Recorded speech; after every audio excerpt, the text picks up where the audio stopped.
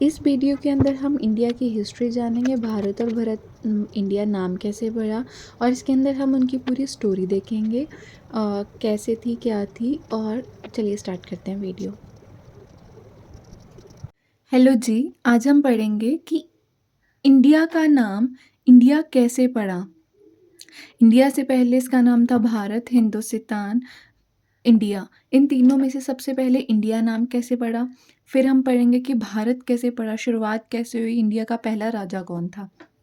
ठीक है, तो आज हम पढ़ेंगे नेम ऑफ इंडिया। जो हमारे इंडिया देश है, इसका नाम इंडिया कैसे पड़ा था। India word come from the Indus river which was known as Sindhu in Asian time. एक नदी है जो सिंधु वैली के नाम से जानी जाती थी। उस नदी का नाम था सिंधु था पहले। उस नदी को ब्रिटिश आने से पहले, जब ब्रिटिश हमारे देश में आए, तो उन्होंने नदी को इंदुस इंदुस कह दिया था, इंदुस रिवर कह दिया था। इंदुस कहा उन्होंने, देन उन्हें लगा कि उन्हें डिफ़िकल्ट होती थी, उनका एक्सेंट अलग था या ब्रिटिश एक्सेंट थोड़ा वो होता, तो उन्हें सिंधु कहने में दिक्कत आई, तो उनके मुंह से इंदुस निकला। इंदुस उन्हें ईजी लगा, तो उन्होंने देखा कि जो इंडिया है उसका नाम भारत भी है, और भारत का लेटिन लैंग्वेज में मीनिंग निकलता है इंडिया।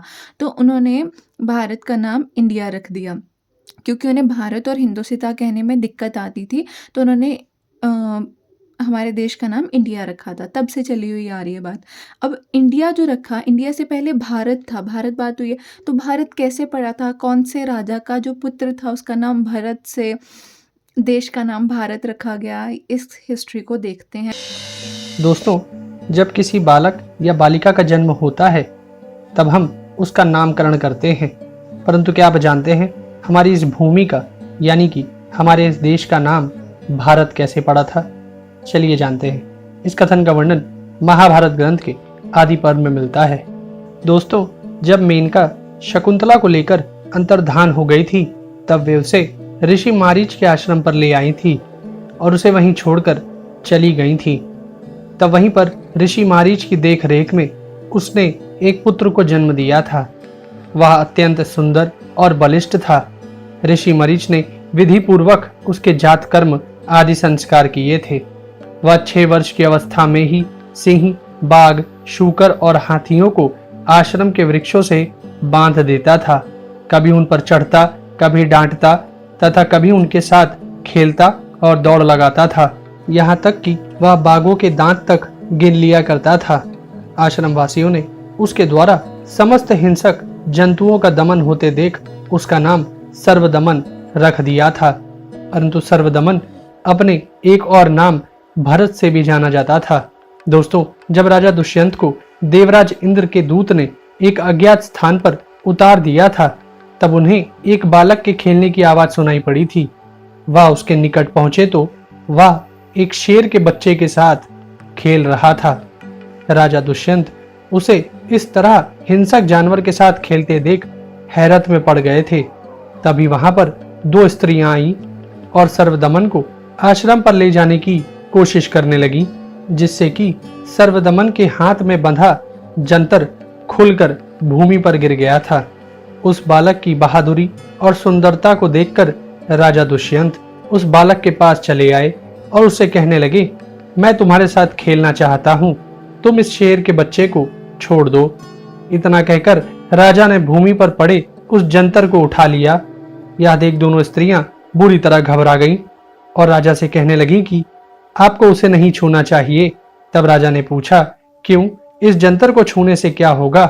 तब उन स्त्रियों ने यह बताया कि यह जंतर भरत की बाह पर ऋषि मारीच ने बांधा है, जिससे इसको किसी प्रकार की हानि ना हो सके।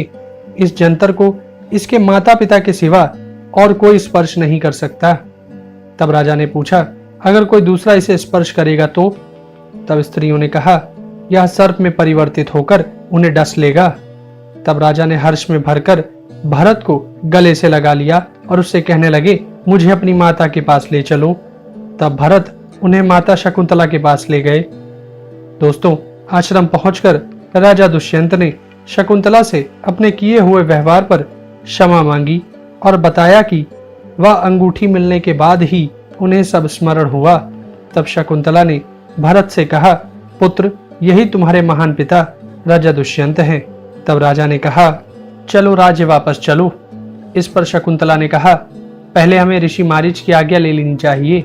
जब मेरी माता मेनका ने मुझे इस आश्रम पर छोड़ दिया था, तब पिता मारीच ने ही इतने वर्षों तक मेरी रक्षा की थी। तब वे दोनों ऋषि मारीच के पास आज्ञा लेने के लिए पहुंचे। शकुंतला ने कहा, पिताजी, मेरे पति मुझे अपने राज्य में वापस ले जाना चाहते हैं और इस पर आपकी आज्ञा चाहते हैं। तब ऋषि मारीच ने कहा, मैं सहर्ष आज्ञा देता हूँ कि तुम शकुंतला और अपने पुत्र भरत को अपने साथ ले जा सकते हो। और साथ ही उनसे यह भी कहा कि अपनी प्रजा की खुशी के लिए कठिन परिश्रम भी करना पड़े तो पीछे मत हटना। तुम्हारा बालक इस भूमि का महान शासक बन के उभरेगा और आगे चलकर इसी के नाम पर इस भूमि का नाम भारत पड़ेगा। और कल की वीडियो में, जो नेक्स्ट वीडियो होगी, उस वीडियो में हम पढ़ेंगे जो हमारा इंडिया है, इंडिया नाम क्यों रखा गया, ज़्यादा फेमस इंडिया है, फिर भारत भी बोलते हैं, हिंदुस्तान भी बोलते हैं, और इन तीनों नामों को रखने में पाकिस्तान को क्या दिक्कत थी, पाकिस्तान क्यों नहीं चाहता था कि इंडिया रखा जाए, इस देश का नाम भारत रख लो या हिंदुस्तान रख लो, इंडिया क्यों नहीं रखें, इसकी हिस्ट्री हम सेकंड वीडियो में देखेंगे। Thank you.